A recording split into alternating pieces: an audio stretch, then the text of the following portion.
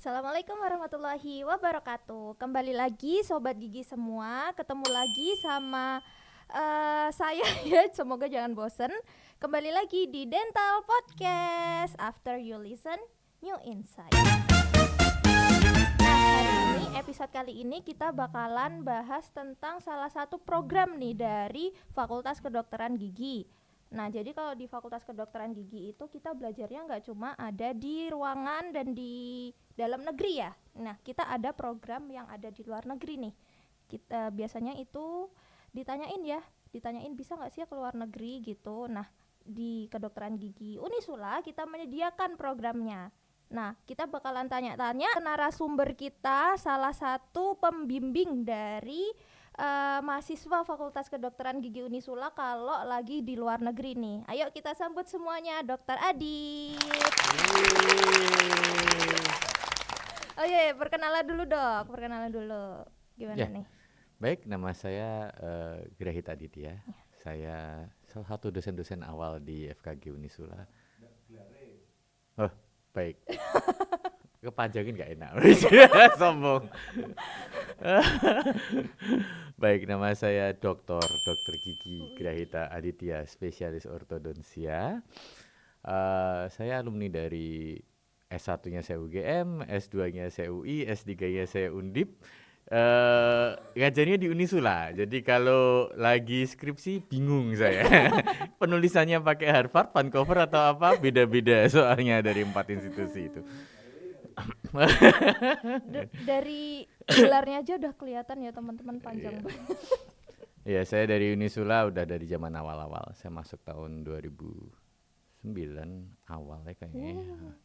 2008 malahan akhir lah saya udah ada di Unisula sejak angkatan yang pertama di sini. Ya sekarang karena sudah lama di Unisula, saya ngambil yang enak-enak aja posisinya gitu. Jalan-jalan ya dok. Saya di bagian kerjasama sekarang, jadi banyak mengurusi kerjasama dengan luar negeri. Salah satu andalan dari kerjasama luar negeri ini memang adanya program mobility ya. Jadi kita mengirimkan sejumlah mahasiswa untuk mencari new insight Widih, di sama ya luar slogannya negeri. kita. Betul. Jadi kita berharap mahasiswa bisa membuka matanya terhadap ya ilmu-ilmu yang lain di selain apa yang kita ajarkan di Unisula ini, terutama di Indonesia ya. Kita punya satu kesepakatan pembelajaran di Indonesia sehingga ketika kita bawa mereka ke negara lain tentunya banyak tata cara, banyak metode juga yang tentunya berbeda dengan apa yang pelajari di Indonesia secara umum. Kurang lebih gitu sih konsepnya.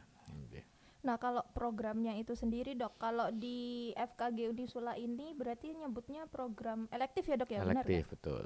Nah, kalau elektif itu programnya bisa di semester berapa dok? Atau maksudnya tenggat waktunya kapan gitu kalau Ya, buat mahasiswa? jadi program elektif ini kan pilihan ya. Sebenarnya sekarang sudah mulai dikonsepkan untuk ada di S1 dan di profesi. Cuman yang jalan memang masih di profesi. Tapi kita akan coba bawa program mobility luar negeri ini juga ke program ke S1 gitu ya. Nah, tentunya namanya program pilihan. Biasanya kalau namanya pilihan itu sudah lengkap semuanya, ditambahkan dengan sesuatu yang dipilih gitu. Jadi selalu namanya program elektif lazimnya diberikan di akhir dari semua pembelajaran gitu. Jadi kalau S1 berarti ya di blok paling pojok Ya, gitu ya 7 kalau kalau nggak 8 ya berarti ya dok ya? kalau misalnya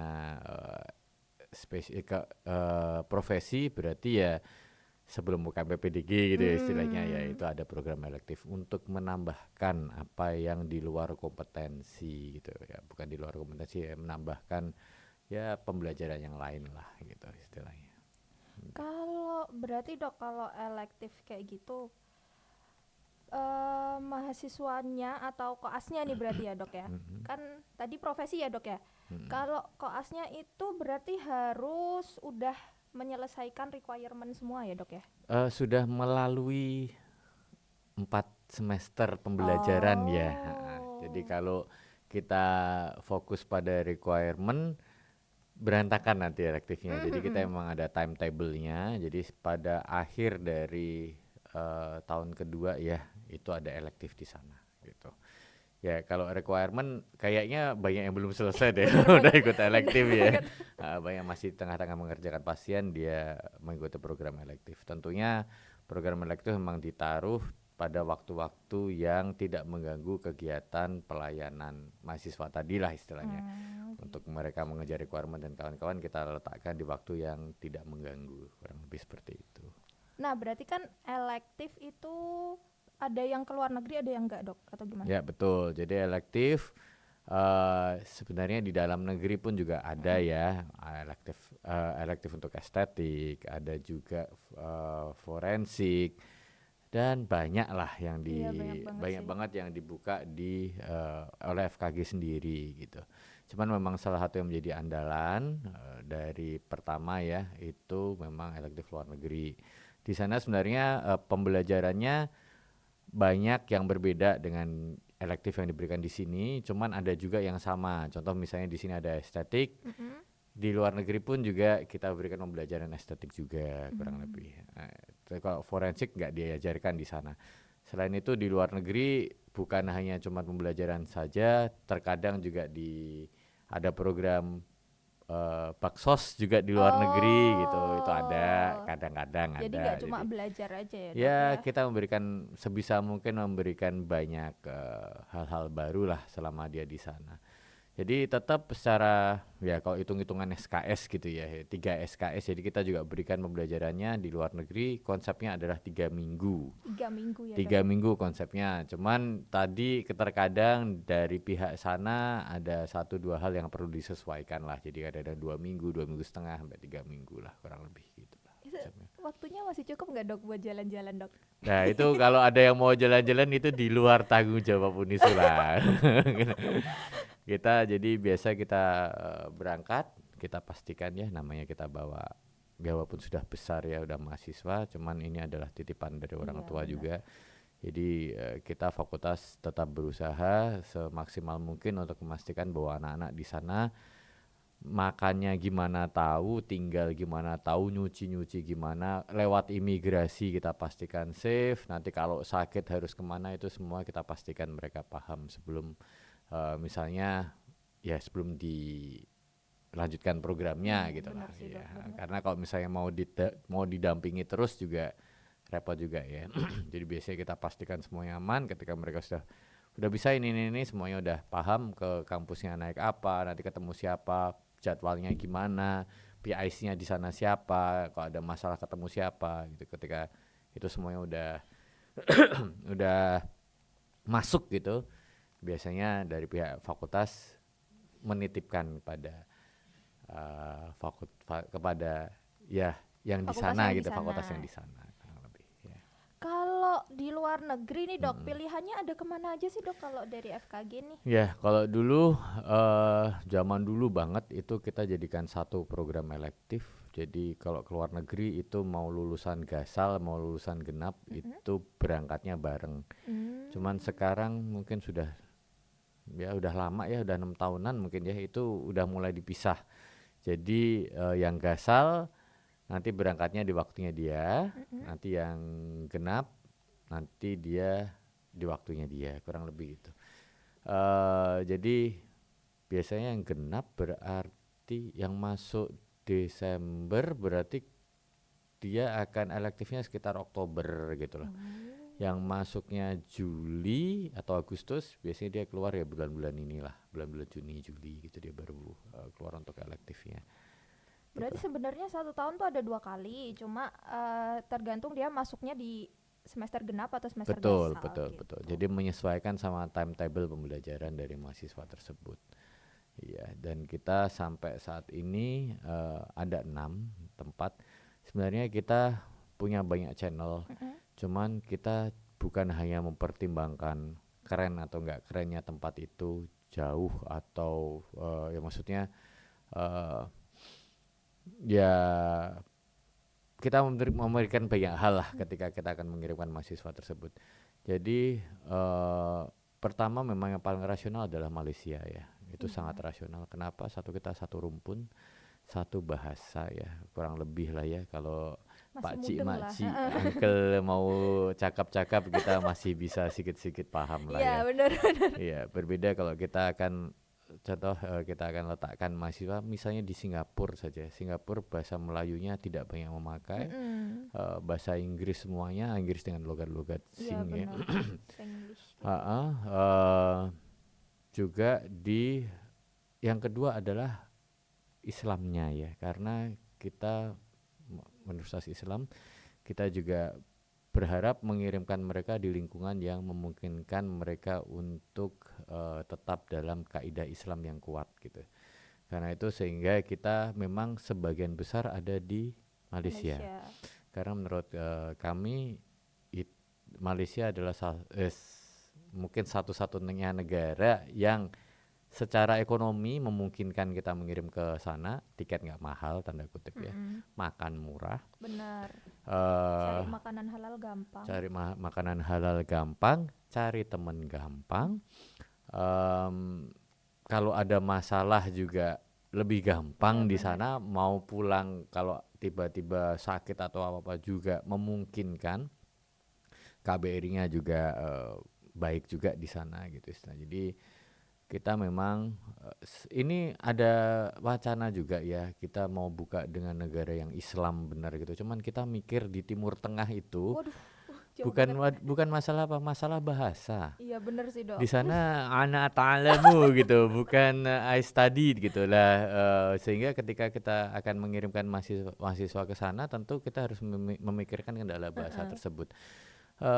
Ya kita lagi coba lah ya, karena memang kita adalah universitas Islam gitu. Jadi kita lagi mungkin kedepannya akan ada satu university yang kita akan coba pegang nanti di Middle East atau gimana gitu. Tapi sampai saat ini kita masih pegang di 6 institusi, yang 4 Malaysia, yang 2 satu di Thailand Selatan. Kenapa Thailand Selatan? Karena dia Muslim. Melayunya juga masih kuat, dan universitasnya yang kita pegang universitas bagus, namanya Prince Songkhla University, itu yang terbaik di Thailand Selatan gitu. Sebenarnya kita mau buka juga, kita ada jalur juga di Thailand Pusat di Bangkok gitu ya. Cuma tadi sekali lagi nanti kalau anak-anak nggak sengaja makan babi di sana itu saya kayak buka dosa Susah itu. jariah nanti di Susah sana. itu. Jadi ya kurang lebih gitu. Nah, satu lagi yang jauh itu adalah di Jepang.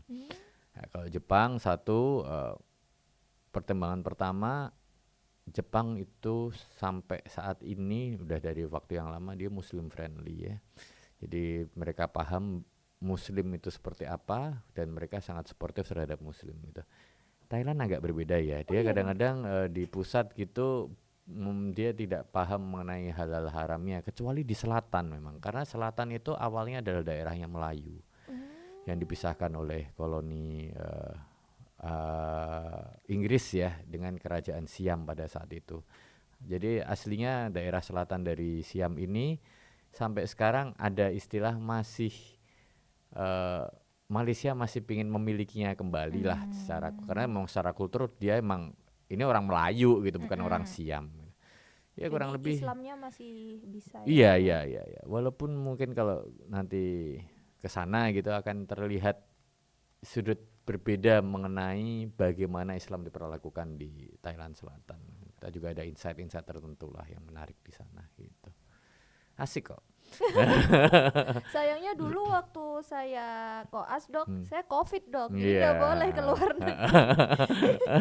Oh, ini ada cerita yang asik juga. Jadi pertama kali kita kayaknya tahun kemarin berarti 2023 apa 22 ya? 23 kayaknya 23. kita restart lagi program elektif setelah COVID. Itu juga seru gitu. Serunya maksudnya gimana? Saya yakin kayak Nana waktu kesana pada kena semua. COVID nggak tahu deh. Ada yang demam lah, ada yang apa lah gitu. Cuman diem-diem semua. Kalau ada COVID jangan bilang-bilang ya, ntar malah kamu dibalikin gitu. Malah nanti nggak jadi elektif di Iya. sana. Dan yang satu lagi yang COVID itu di Jepang tahun kemarin itu ada yang kena juga, tapi bukan dari Unisula. Itu sampai harus memang akhirnya pulang ya karena memang kena COVID. Cuman saya kira kok sekarang ya kita sudah Aman bisa anggap lah. COVID sudah berlalu, insya Allah lah ya. Gitu. Berarti kalau misal nih dok ada yang mau ambil elektif, itu biayanya kayak gimana sih dok? Maksudnya Yes. ya Jadi gitu-gitunya. memang sekali lagi elektif ini adalah program pilihannya. Jadi kita belum menyediakan scholarship untuk Oh, orang bisa ke sana ya, karena pribadi. memang ada pengeluaran pribadi di sana. Kalau di Jepang satu ada beberapa hal yang kita coba minimalkan. Contoh yang paling penting adalah penginapan ya. Jadi di berbagai tempat yang kita kerjasama itu kita punya kerjasama di mana mahasiswa di sana nginepnya gratis. Itu ada. Oh, Di Jepang kayaknya juga tinggalnya nanti sama kayak kelas di mesnya mahasiswa Indonesia yang belajar di sana gitu ya. Pokoknya ada mes khusus lah ya yang disediakan buat mahasiswa elektif juga. Tapi intinya gimana caranya kita eh, menekan dari pembiayaan yang harus dikeluarkan oleh mahasiswa. Mostly itu programnya memang gratis. Cuman tiket sama biaya hidup ya. iya. Itu memang harus Jajan-jajannya. dijajan-jajan. Ya tadi di Malaysia insya Allah makan mah masih cincai lah sama di Mm-mm. sini mah kurang lebih sama ya. Iya benar. Thailand Selatan masih cincai juga. Mm-mm. Harga tiketnya ke Thailand Selatan juga nyambung KL ke sana tidak terlalu mahal juga, masih acceptable. Nah, kalau yang Jepang memang Nah ini dia itu. berangkat pada waktu tertentu, ya ini tiketnya memang dia harus pikirkan, kemudian nanti transport daratnya biasanya akan kita pandu juga dan kemudian makannya juga ya harus dipikirkan. Tapi kalau misalnya halal haram di sana insya Allah udah ada yang in charge lah. Cuman ya tadi tetap ada biaya yang harus dikeluarkan bagi mahasiswa yang ingin ikut di elektif luar negeri ini. Tapi Gitu. kalau masalah tempat tidur tadi kayak disediakan mes ya dok ya berarti. Ya, jadi di USIM misalnya dia diberikan apartemen kemarin Wih, malahan. Wih, mewah lah istilahnya apartemennya di tengah kota gitu. Itu tapi biasanya enggak ya, cuman ya kita kadang-kadang harus ada luck juga ya. Delalah mm-mm. kemarin wah beruntung banget lah dia tempatnya enak lah, bisa masak, bisa apa macam-macam lah, ada mesin cucinya dan kawan-kawan. Di tempat lain dia di mes. Mes itu kalau di Malaysia rata-rata nggak pakai AC, atas kipas angin yang Oh yang duduk-duduk yang di di atas yang itu di gitu ceiling. modelnya gitu, terus kamar mandi bareng itu juga ada. Dulu pernah ada yang satu kamar berempat, ada yang satu kamar sendiri, jadi tergantung dari ya Dapatnya tujuannya ya. Jadi tadi banyak-banyaklah berdoa gitu. biar Cuman dapat ada juga apartemen. ya ada juga yang mes rata-rata memang mes ya, Mm-mm. mesnya mahasiswa ya cuman ada universitas yang tidak punya mes, ada satu saja di sana. Ya kalau dia tidak ada mes, biasanya kita akan cari apartemen yang dekat di sana, kemudian disewa bareng-bareng gitulah istilahnya. Atau terkadang kalau misalnya memang mau hitung-hitungan dengan baik, analoginya kalau di Malaysia kalau mau hotel di sana itu nggak mahal gitu istilahnya. Mm-mm. Hotel di sana itu kalau misalnya bukan yang mewah ya tapi ya, yang kamar kecil gitu, satu orang 100.000 udah dapat enak lah. Iya sih bener sih dok. Di Mm-mm. Malaysia kurang lebih kayak gitulah. Jadi tadilah itu kenapa kita memang banyak menjalin hubungannya dengan Malaysia. Kenapa? Karena ya dia tadi Paling memungkinkan ya dok ya. memungkinkan ngajar pun bahasa Inggrisnya nggak ngerti masih bisa ya tadi cakap Iya. Melayu lah Heeh. gitu-gitu, dia tetap mendapatkan sesuatu yang baik buat dia yang bisa dipelajari di sana. Jadi bukan hanya pengalaman saja, bukan hanya jalan-jalan saja gitu, tapi memang ilmu pun banyak diberikan di sana lah. Kadang-kadang cuman misalnya nih nemenin mahasiswa di sana Mm-mm. lah yang mereka kerja pasnya nyabut, itu pasti mereka oh beda ya gitu. Mm-mm. Beda ya, oh nambal mereka kayak gini ya, oh tekniknya yang dipakai ini ya, oh gitu. Jadi tetap ada scaling aja loh, scaling itu bersihin karang Padahal simple ya dok itu. simple, tapi mereka akan lihat beda. Oh kalau scaling mereka pakainya ini, sudutnya dia tentukan seperti ini. Itu banyak yang cerita, dok di sana itu ya dok ya, itu banyak yang cerita. Gitu. Jadi dari misalnya tidak kasarnya, apa kan kita selalu ada pembelajar kelas-kelas khusus tetap ada ya, rotary endodontik lah, dan macam-macam, ada copy dancer, ada macam-macam yang pembelajaran estetik juga diberikan. Tapi selain itu pun misalnya pembelajaran yang diberikan cuman dampingin mahasiswa lain saja itu sudah harta yang berharga lah buat mahasiswa lah. Kurang lebih gitu. Nah, berarti kalau di sana nih, Dok, Mm. jadwalnya tuh mereka ngapain aja sih? Maksudnya kan kalau di sini mereka kerja pasien gitu ya. Mereka akan punya jadwal. Jadi ketika datang pertama udah dikasih jadwal, puit gitu. Beda institusi beda jadwal. Ada institusi yang ngasih PR banyak tuh ada. Jadi kalau dapat di sana memang dia pingin, jadi kita punya satu university yang ada orang Indonesia di sana ya. Pendidik yang sangat baik gitu. Jadi ketika dia ngerasa gue didik orang luar terus sampai dia jago ya. Ini ada orang Indonesia datang. Jadi dia sampai punya pikiran ini orang Indonesia, kesempatan saya buat berbakti pada negara saya gitu. Jadi ketika ada mahasiswa kita yang datang ke sana itu digembleng benar-benar. Kasih PR terus gitu.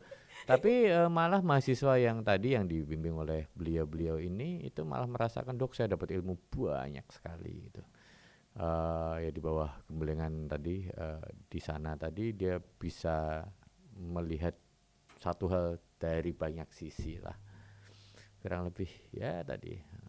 Jadi kadang-kadang ilmunya yang kita pelajari ya sebenarnya sama, tapi apanya ya? Ada beberapa teori atau beberapa cara-caranya yang berbeda gitu ya, Dok ya. Ya, jadi dunia itu luas ya. Itu jelas satu hal yang kita perlu buka lebar-lebar ya. Ketika ada satu orang yang melakukan dengan cara yang berbeda, kita harus lihat dengan bijak. Benar, salah, bisa diterima atau tidak gitu. Jadi bukan hanya hitam dan putih. Benar banget. Maksud dia melakukan seperti itu apa, jeleknya apa, bagusnya apa, itu harus dilihat baik-baik lah.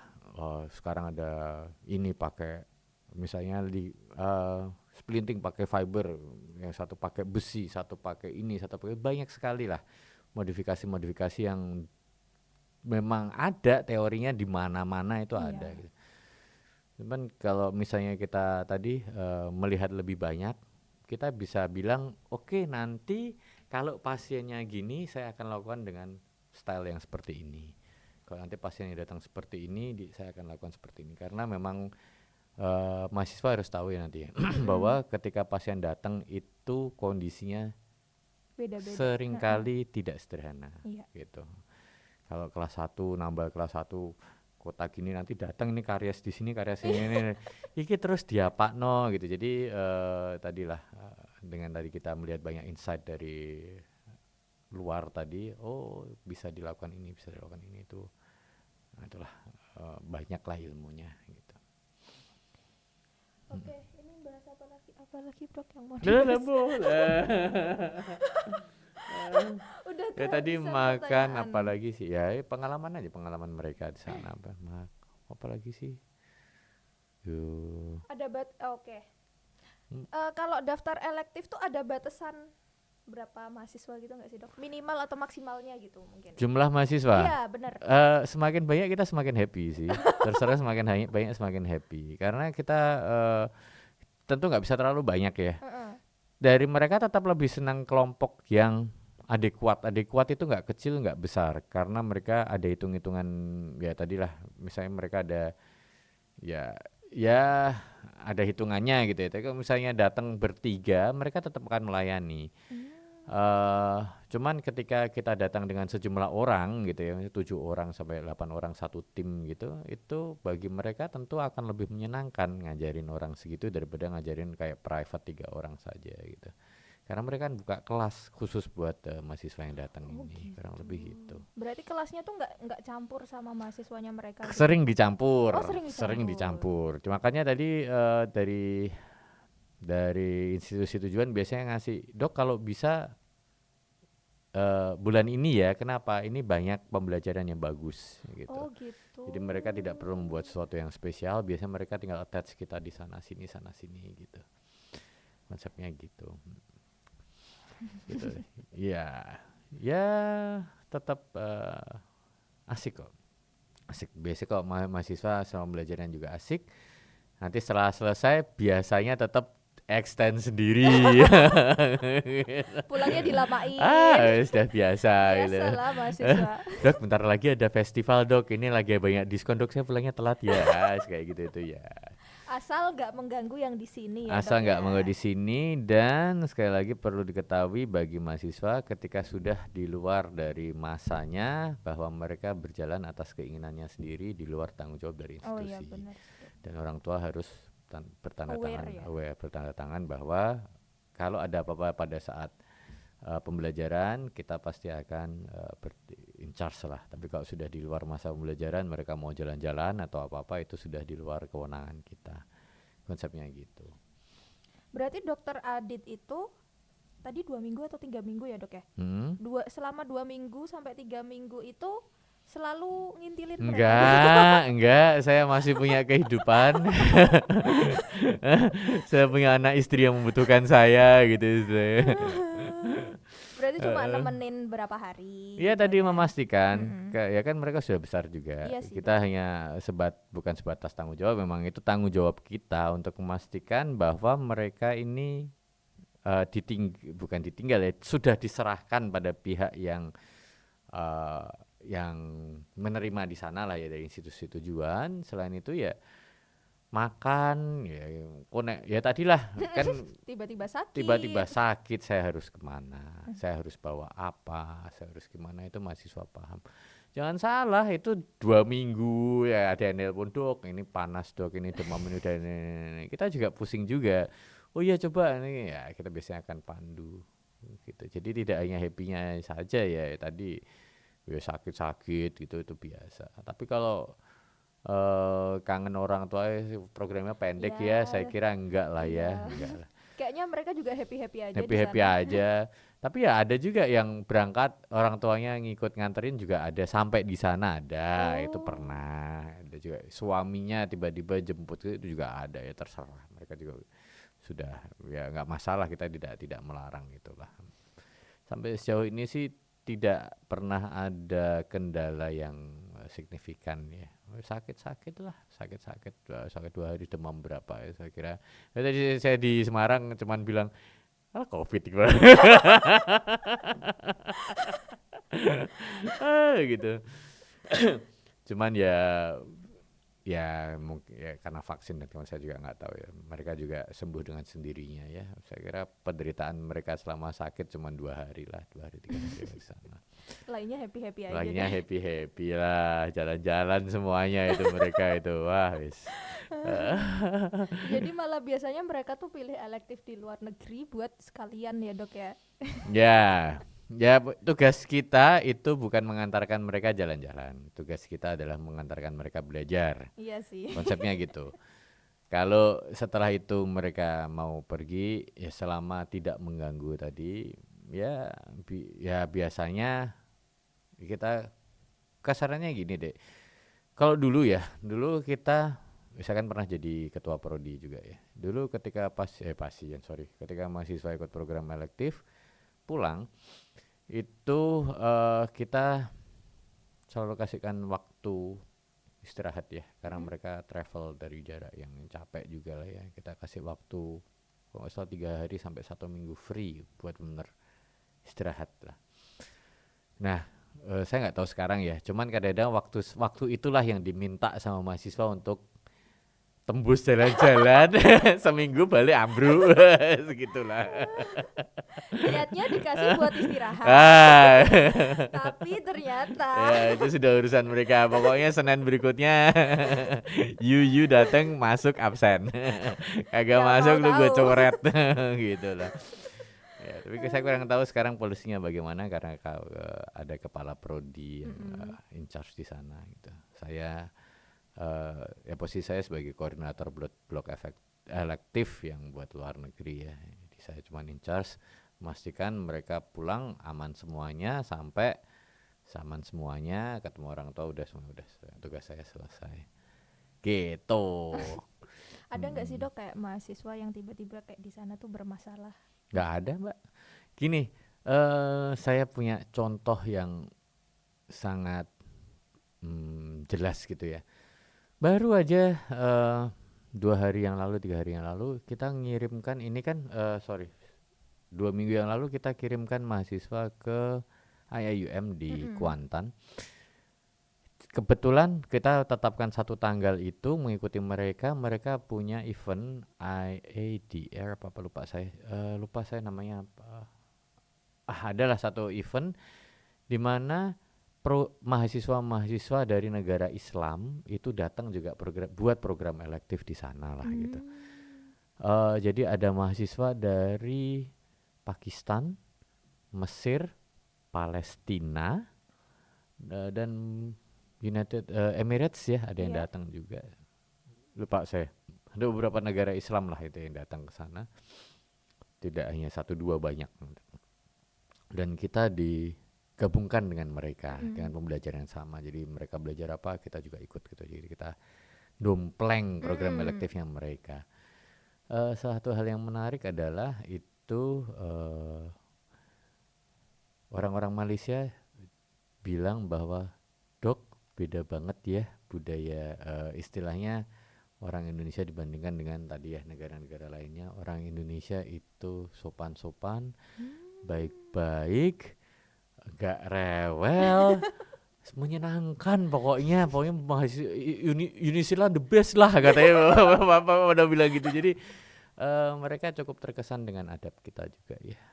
Sebagai seorang tamu di sana, tetap ya tadilah, ya memang orang Indonesia kan sebenarnya memang santun ya, Iya, bener apalagi Dok. ketika dibandingkan dengan negara-negara yang Iya, yang punya yang budaya yang berbeda heeh. gitu. Jadi kalau dibilang mahasiswa kalau kita datang ke sana itu mereka rata-rata happy. Apalagi bagi yang sudah punya program elektif tidak hanya dengan orang Indonesia saja. Jadi biasanya mereka kalau dengan program yang luar Southeast Asia lah ya gitu, itu memang beda karakter ya, mungkin ngomongnya lebih keras atau apa gitu. Dan orang Indonesia lebih cenderung yang sopan gitu ya. Mereka happy kok. Mereka we are very lucky to have your students gitu kan. They are very nice. Dipuji-puji lah, alhamdulillah ya. Alhamdulillah ya Dok ya. Alhamdulillah. Selama ini belum pernah ada yang ngaco sih. Ya semoga jangan lah Ya Dok. jangan sampai lah berani cari masalah. Waduh, gawat, pusing nanti saya gitu. Ya gitulah. Oke, berarti kalau buat dari kemarin tuh berarti di IIUM ya Dok ya? Iya. Kalau dari sananya berarti aman ya Dok buat mahasiswa-mahasiswa kita gitu? Aman. Jadi IUM itu ya, itu Kuantan itu 3 jam dari Kuala Lumpur. Nanti mereka akan naik bis, kita dampingi ya. Lagi dibikin kereta api, masih relnya masih dibikin. Jadi tahun depan kayaknya kita bisa naik Kereta. railways ya, kita bisa naik railways ke sana. Kita dampingi semuanya. Ya setelah pulang kan kita akan ngajarin ya. Nanti kalau pulang you naik ini nunggu sini ini. Nanti kalau di Kuala Lumpur nanti ya datangnya nanti di sini. Kalau mau kita akan ajarin semuanya. Kalau nge-grab caranya gimana gitu. Ya gitu, itu Kuantan ya, cukup jauh. Termasuk dari yang Songkla juga, nanti pulang gimana, ke bandara naik apa, itu kita pantau semuanya. Gitu. Oke, berarti kalau dari universitas sananya nih Dok, nggak cuma IIUM aja sih? Iya, jadi mereka sejauh ini mereka senang ya, senang dan terkesan. Beberapa juga sudah memberikan balasan ya, mereka mengirimkan students mereka ke Unisula ya. Kita sudah 2 kali menjadi host bagi mahasiswa Malaysia untuk belajar di Indonesia. Cuman mereka waktunya cuman 1 minggu saja karena beda timetable-nya gitu. Yang mereka harapkan sebenarnya sejauh ini mereka sudah cukup satisfied ya dengan mahasiswa yang kita kirimkan ke sana. Kemandirian mereka juga cukup puji, mereka mau belajar dan kawan-kawan. Ya mereka memang berharap kita bisa memaksimalkan dari program ini gitu. Maksudnya memaksimalkan gimana? Jadi tadi paling gampang adalah jumlah ya. Jumlah biasanya mereka mau menerima sampai 6 mahasiswa, 6 sampai 7 mahasiswa.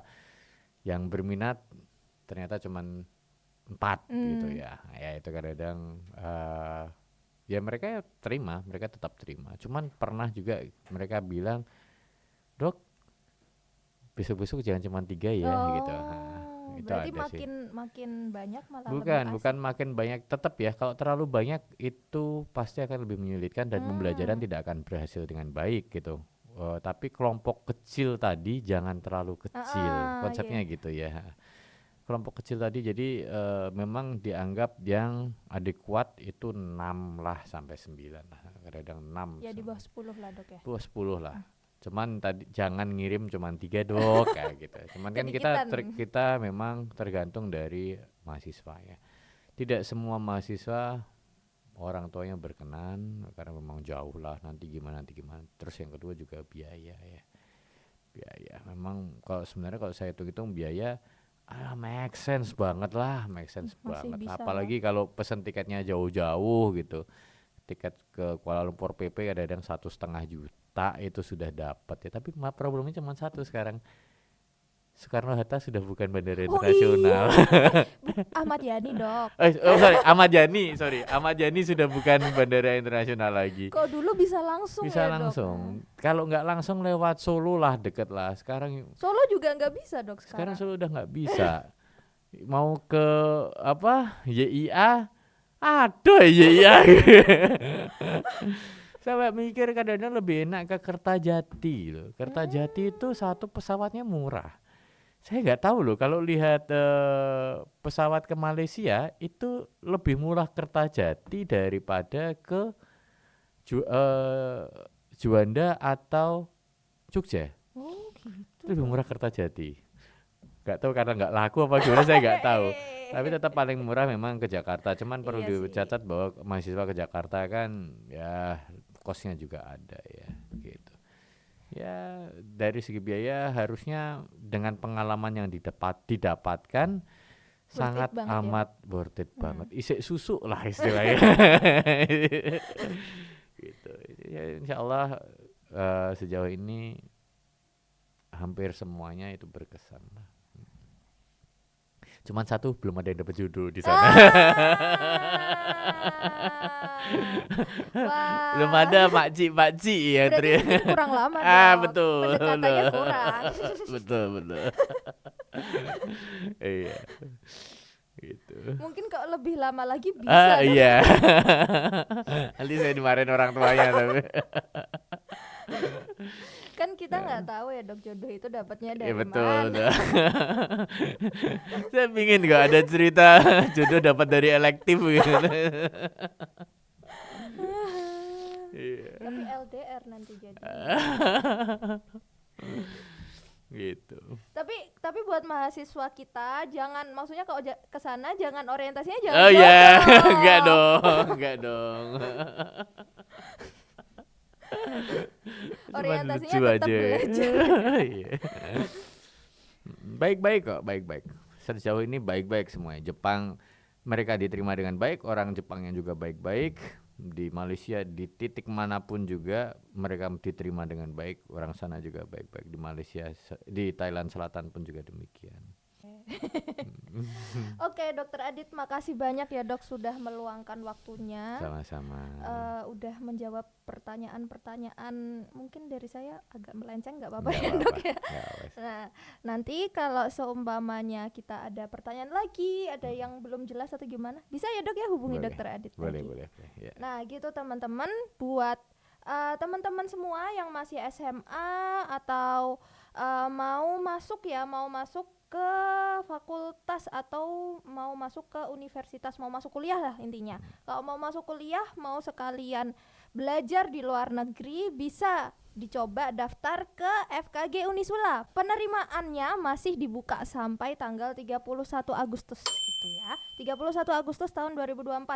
Kalau mau tertarik, mau masuk ke FKG Unisula, mau belajar bareng kita, mau menambah pengalaman lah, bisa belajar di dalam negeri maupun di luar negeri bareng FKG Unisula, bisa langsung ke website penerimaan mahasiswa baru ya, pmb.unisula.ac.id gitu. Nah, jangan lupa follow juga Instagram kita, subscribe YouTube kita, semuanya ada di FKG Unisula Official gitu. Buat menerima berita-berita terbaru dari kita. Oke, makasih teman-teman semua. Sampai jumpa lagi di Dental Podcast episode selanjutnya. Wassalamualaikum warahmatullahi wabarakatuh. Waalaikumsalam. Dadah.